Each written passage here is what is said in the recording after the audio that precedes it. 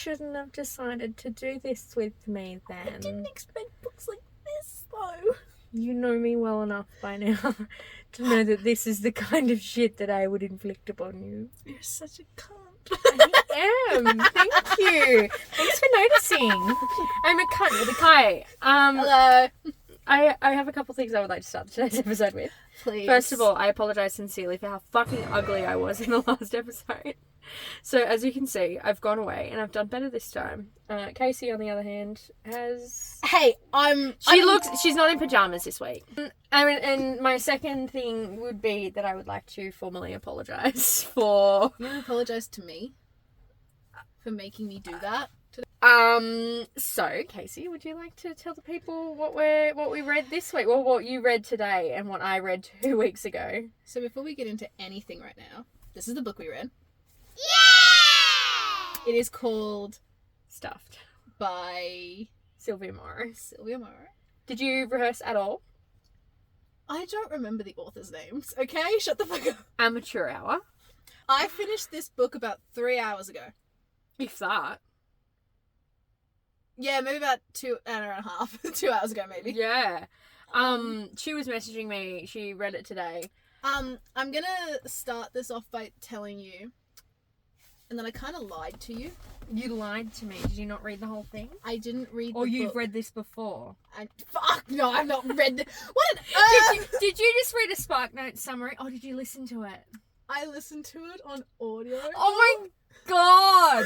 That's way worse than having to read it! I was at work! That is... So I had to listen to it in a headphone! That is way worse than I was going to say I wouldn't recommend this to people that have eyes, but I also clearly wouldn't recommend it to people that have ears either. It didn't even cross my mind that there would be an audiobook for it. There is an audiobook for it. Do you have Audible? I do. Please? I will not be using it for that purpose. No. Please just listen to the sample of just the narrators and how it sounds. Please do that right now. Oh, you can listen to the second one. Preview. Either I'm going insane, What or I the have some fuck? kind of Wait for pillow it. monster Wait for it. who is moving way too fast in the relationship department in my bedroom. Neither of those situations seem appealing. I assure you I'm real. I'm too aware that I'm inhuman and appear to be as such, quite so. But I am working on changing that. Just give me a short while, please. It will be much easier to accept the reality of the situation. I'm sorry, when I who appear is so spending strange. He looks $3.60 on embarrassed, this? and I actually feel kind You! of bad for him. Did you not have a I credit can't you could imagine use? being in his situation. My god! So, what can I do to help? That's appalling. First of all, it's inaccurate because he's British. Oh, there's just... Because, I don't know if you noticed it. The only reason I noticed it is because I used to be friends with weebs. Is that it's actually a Black Butler fanfic. Oh, I figured that one out, yeah. Yeah, you figured that one out? Yeah. Prior to the sentient pillow discovery, she's very relatable. Oh, absolutely. It definitely has, my fingers feel so itchy. I start rubbing them against one another furiously. It's a tick I can't help but doing when I get upset or anxious. Same girl. I will say she was so relatable in the fact that, But dating, gross. My hoo-ha dries up at the thought. hoo-ha drying up. I spelled it so wrong because I was in a rush at work. But hoo-ha drying up. But dating, gross. My hoo-ha dries up at the thought. I was like, why is she me? And then she goes on page 4 with my perfect pillow between my legs and my fictional boyfriend on the TV. Everything is just right in the world. And I was just like, go off, queen. Honestly, yeah. Minus the pillow at me. Go off, queen. I would like to preface this by saying I don't fuck my pillows. But I just, the context in which she has her pillow between her legs, not me. But I can very much relate to my perfect pillow between my legs, my fictional boyfriend on the TV, and everything is just right in the world. See what I couldn't get about the pillow in her legs? Why would you, listen, humping a pillow, you're going to do it. Go for it. Do what you want. Oh, look. Pop up. You do you. But don't use the same pillow that you're going to hump. As the one you're going to put your head on. She's a germaphobe. So she's a germaphobe. She spends like the entire first 3 pages talking about how she's a germaphobe, and then she fucks her pillow, and then she lays on the cunt, and then goes, "Oh, it's still a little bit wet, but that's okay." Like, that's so not okay in general. Leaving your own fucking little snail trail on your pillow, and then fucking laying your head on it is not okay. Oh, Sorry to headphones wearers, by the way. Because, like, I was like, that's so not, like, that's so unhinged. Like, that's, like, just bizarre to me. Also, this book has provided us with a new segment, I think. has it? What segment is that? Word of the day. Today's word of the day is fictophilia. Is it bad that I already knew what that was before I read this? So did I, but for those watching at home or listening at home, fictophilia is when you have a emotional or sexual attachment to fictional characters only. So probably Casey. I don't. I'm sorry. Both of us, Jack Frost. Canonically 14. I though. know, but if you take that bit out, he's technically like 114. Well, you've got a point, but also Zuko. Zuko. You knew where that was going. Season 3 Zuko specifically. Yes. And the fucking leaked adult Zuko. Oh, zaddy. Absolute zaddy. Hot diggity darn. Hot damn. Anyhow, Moving on. moving swiftly. swiftly onwards. Okay, for reference, and as always, spoilers ahead. You don't want to read this. You don't want to read this. Like, it goes without saying that there's spoilers, but it also kind of goes without saying that none of you are going to want to read this. Though I was part of something alive once, I barely recall it. A phoenix, it was. Once upon a time, this phoenix, a powerful and ancient creature known for its ability to regenerate, fell in love with a goose. How disappointing. How uninspired. And I pissed myself. I heard that and I was just like... And then the goose got shot, mind you, and the phoenix died of heartbreak, and then a lone phoenix feather makes its way down to the dead goose and ends up being put into a goose down pillow, which our heroine, who we haven't introduced yet, Anne, we've absolutely taken her through the ringer and called her a fucking dumb bitch, but we haven't introduced her. She purchases and she keeps as her fuck pillow. Her fuck pillow and her head And pillow. her sleeping pillow. Like, if you're gonna fuck your pillow, I know we've already said I know, it. but it's so bad. But if for those at home, if you're gonna fuck your pillow, use a different pillow for your minge and a different pillow for your head, please. If there are any, like... that is conjunctivitis waiting to happen. Oh, it's bad skin breakouts. If we have any young female audience... If we have any pillow fuckers at home. I was trying to be, if we have any young female audiences, please listen to your big sisters here. Don't do that. Like, don't. I just wouldn't fuck a pillow. No. Personally. Like, don't fuck a pillow. You're so serious. I am serious because it's fucking grossed me out to no extent. Oh, I'm impassioned about it, but I'm also concerned as to, because, like, we find out that the pillow is, like, a soul vampire. And that's how he keeps himself alive. People are going to think that I've cut this edit to, like, the weirdest things, but no, this is just the timeline of the book. There's no jump cuts here. Yeah, basically, he's a soul vampire. We're introduced to this because there's a fly flying around the room once Anne goes to sleep after she finishes fucking her pillow and then lays down in her own juices. There's a fly flying around. The pillow's like, I'm gonna fucking kill it. I'm gonna kill it. I'm gonna get it and I'm gonna kill it. That's literally exactly like... That's how he sounded, too. Except with a British accent. I envisioned him being British, but I think that's just because I know it's a Black Butler fanfic. I know of the anime, but I should get a visual. I'm pretty sure he had a British accent. I never actually watched that. I've never watched it either. I just have a lot of weed friends. But I imagined British because it's Sebastian from Black Butler. Give me a fucking image. That thing? Yeah, I think so. That's what she turned him into? Yeah. Is that what you imagined the whole time? I was imagining something more like this guy. Yeah, no. But yeah, like... Why do I hate that? He kills flies, and he has been doing so for a long time, and that's how he's been, like, keeping himself sort of just sentient. And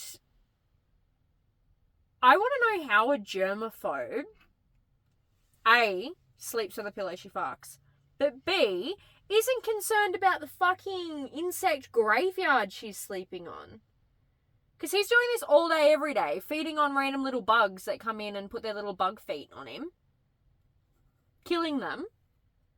And she's just, what, content with the fact that she's got, like, heaps of dead bugs in her bed all the time? I think her germaphobe is more towards people. Towards other people. I know, but it's so bizarre. Like, if you're going to be a germaphobe, you're going to be a germaphobe. Yeah. But, like, I think they've incorrectly classified her as being a germaphobe. I think she's... What I found really disturbing is the fact that they kept saying that she would wash herself with antibacterial stuff.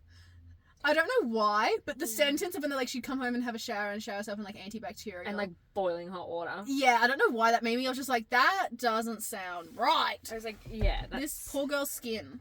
Yeah, she must be dry. Oof. She goes to work, and we're introduced to her creepy co-worker. Oh, there are so many. Like, literally, why does Anne have so many men around her all the time? She's the only female at her work. She has a creepy male landlord.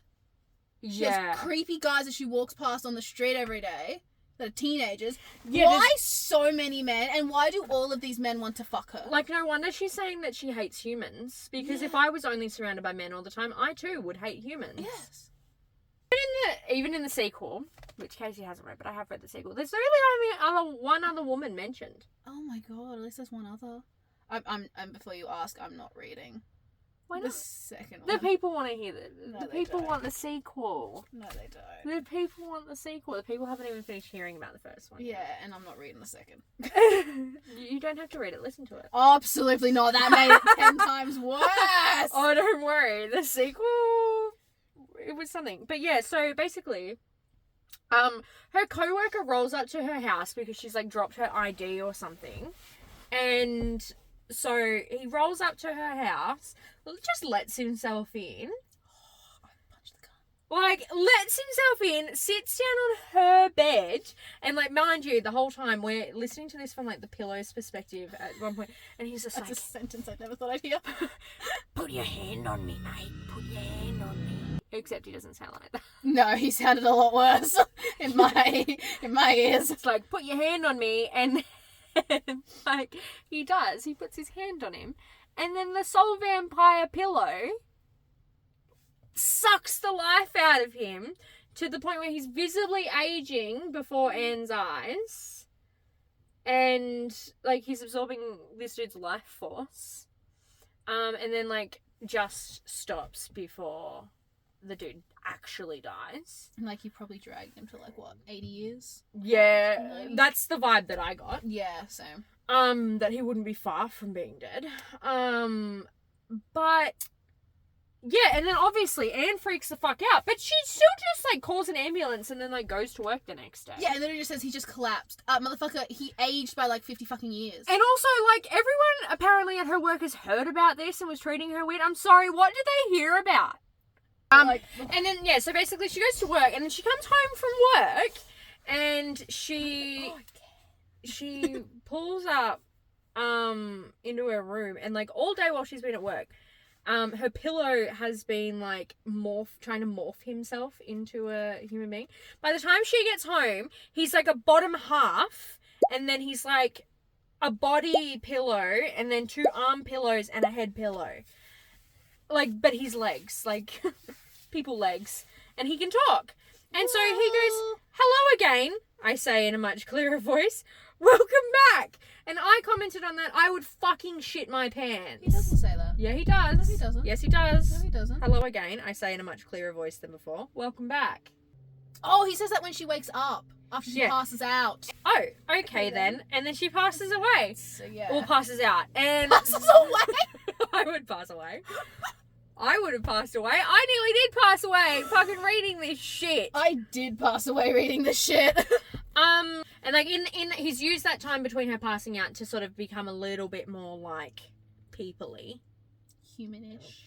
Can we just put how quickly she was when she came to just of accepting She was of just chill with it. it? Yeah, like just chill. Okay, cool. Like went from oh, this is fucked up to oh yeah, okay. But yeah, like so they like work together to create what his face looks like because he's like, well, Anne, I'm for you. Like I'm here for you. Like I want to look like what you want me to look like. He is such a butler though. When you think about it, he's such a submissive little pleaser. Yeah, well, you haven't read the second book, so. Oh, he has that alpha side to him. I've noticed that, but still. Oh, don't you worry.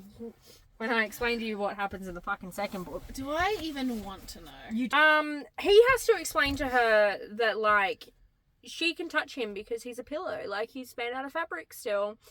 But then, like, he also explains, like, I don't quite have enough life force because, like, he ends up, like, flopping over. Oh, yeah, he does. Sorry, that was kind of funny. So, the soul vampire pillow nearly killed a man. That's not enough. That's not enough.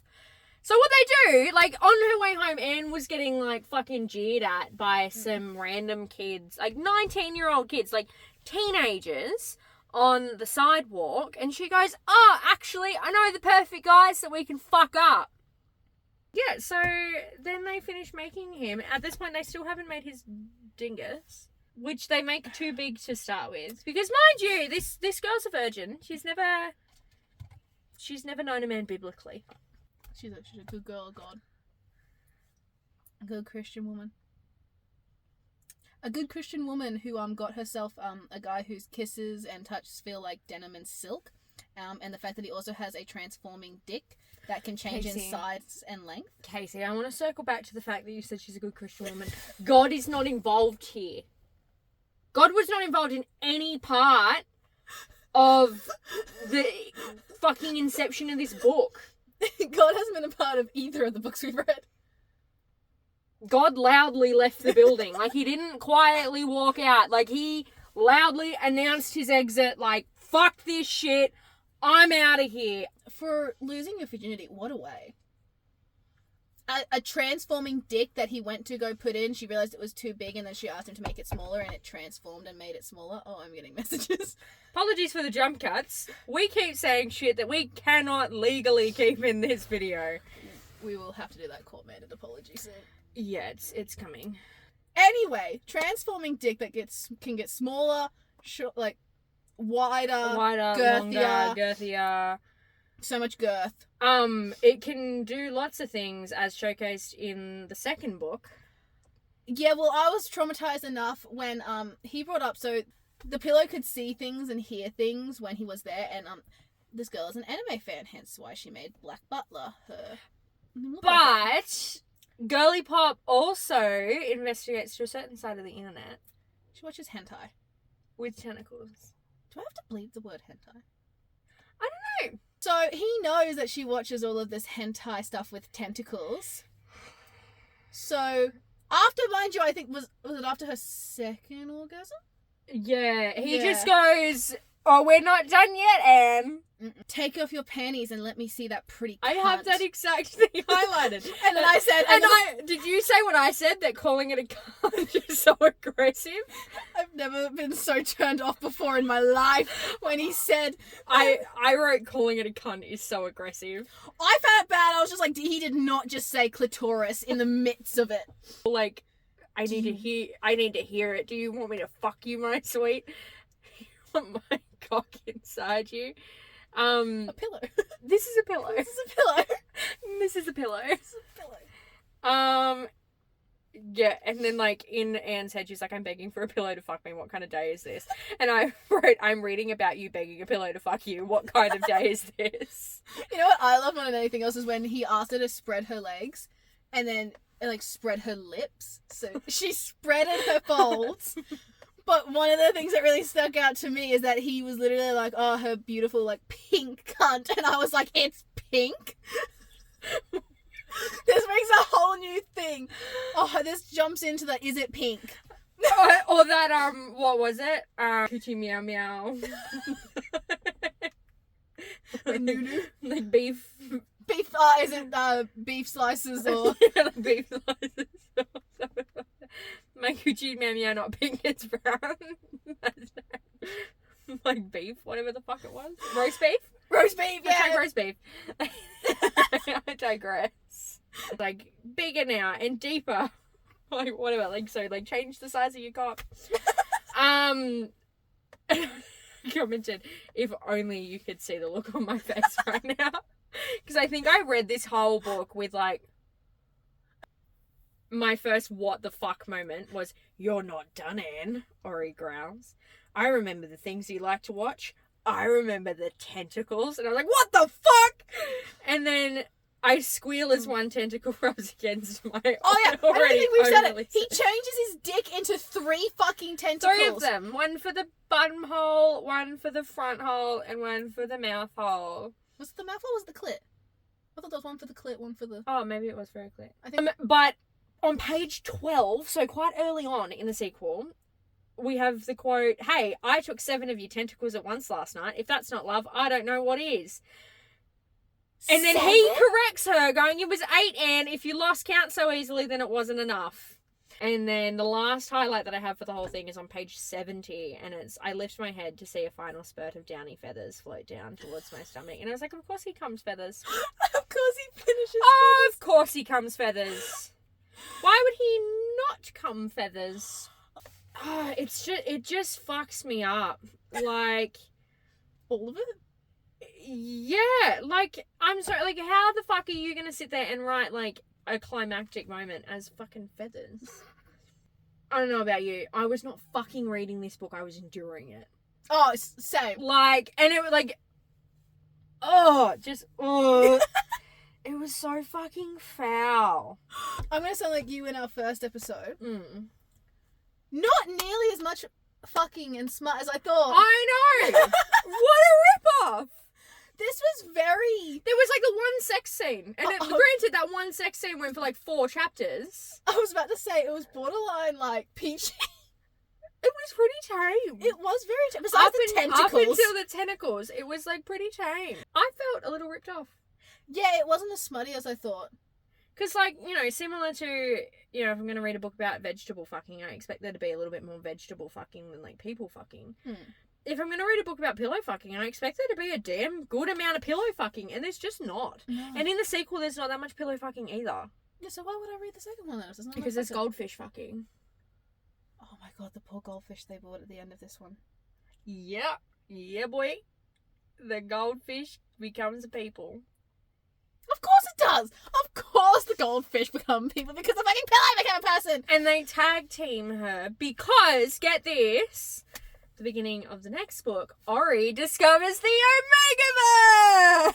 Omegaverse! Besides that, when he inevitably makes the goldfish sentient, that he was the alpha, Anne was the omega, and they only needed their beta, and now they have it!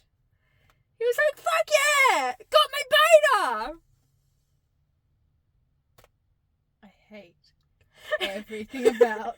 And then I borderline disassociated then for a second, I'm not even gonna lie. And then he asserts his dominance over the goldfish, who is named Carl, in a public park. And then Carl gets a job, and Ori gets a job. Ori's an OnlyFans creator, mind you. Honestly, though? Dead set. Dead set. Ori is an OnlyFans creator, and Carl is a lifeguard. And we get the only mention of another female because there's a chickie babe that works at the pool that has the hots for Ori, tries to ask him out, and he's like, no, I'm spoken for. I have a heart that yearns only for Anne. But Anne's like, I have a hot pillow that I like to fuck. I feel really weird about the fact that I want to fuck my goldfish. And it's like, oh, that you feel weird about. Does that enter the classification of bestiality? Well, he still is shiny and scaly, so yeah. I'm gonna say that it does. But yeah, so she gets double teamed by her pillow and her Eiffel Tower or centipede? Well, they're both in the same hole. And then they fill her up together. And they all tell each other that they love each other and they all live happily ever after. What's with you? This is the second book where But they go on it. So we find out that Ori has a brother who is a doona. How did I forget this? We find out that Ori has a brother who's a doona who gives him a map to the Fountain of Youth because Carl and Ori are both immortal beings, but Anne could die. So they go on a hunt. In a short story on the side, they go on a hunt for the Fountain of fucking Youth to keep Anne alive forever. Sorry, again to the headphones parents. Oh. They're trying to breed her, though. No, they're just trying to fill her up with cum. This is why. Maybe Casey should start making some book suggestions. Okay. Because they're not you going to play twice are giving me fucking books that are 2 males, 1 female, double penetration fucking things, okay? I didn't know that they would be! So, I'm sure you can survive if I give you a gay little book. If I could rate it 0 feathers out of 5, I would rate it 0 feathers out of 5. I'm rating it 0 feathers out of 5. I would love to be able to rate it 0. Actually, no, we're not even going to give this a rating. This is going to go into a whole new thing. This is a do not read. Alright? This is not a DNF, this is a DNR. DNR. Do not resuscitate. Do not fucking do it. Her wonderful wonder belt. That looks like a lesbian one. What? Screenshot that and send it to me. Screenshot that and send it. That's going on. This is what we're laughing at. Savior.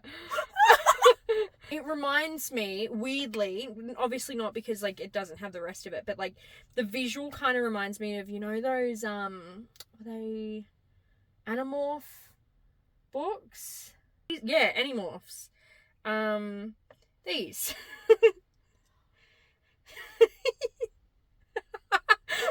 I've never seen it before in my life. Really? I hate it so much. You've never seen these in your life? No. Oh. I hate it. Oh, this makes me wildly This entire episode has made me so... This whole day. Anyhow, This whole day has made me so uncomfortable. Oh, mycelium? How many books has this bitch written? So many. Dead Emma. Some of them are horror overstuffed. A living pillow collection. Hang on. No! No! 414 pages! Oh my god! The Phoenix and the Goose! We can read about the Phoenix and the Goose! Oh, we could read stuff in Spanish. I can't read Spanish. I can read Japanese. Me neither. I can read classical Greek though. We're very multilingual in certain areas. As long as it's written. Yeah. Look, it was a lot. And like I said, unlike the last book, I cannot redeem this at all. I tried to look at it with like a thing of there's got to be something in it. Like there's got to be some takeaway here. Like there's got to be something positive that I can draw out of this fucking traumatic experience that I've just endured. No. Not a fucking thing. We're not even rating this one this week. To those of you that have eyes, I wouldn't recommend reading it. And for those of you who have ears, I don't recommend listening to it. If you fall into the unique category of those that don't have eyes or ears, go for it. Smell it. Oh my god, imagine reading that in Braille. Oh, horrendous. Imagine how much space that would take up. Oh, tentacles. Like, oh! Is that offensive? Oh!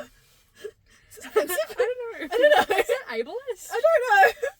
Because both of us shut our eyes then too when we went to Are we done? I think we're done. We're done. Bye, guys. Hey! We did it! Thank fuck, that's so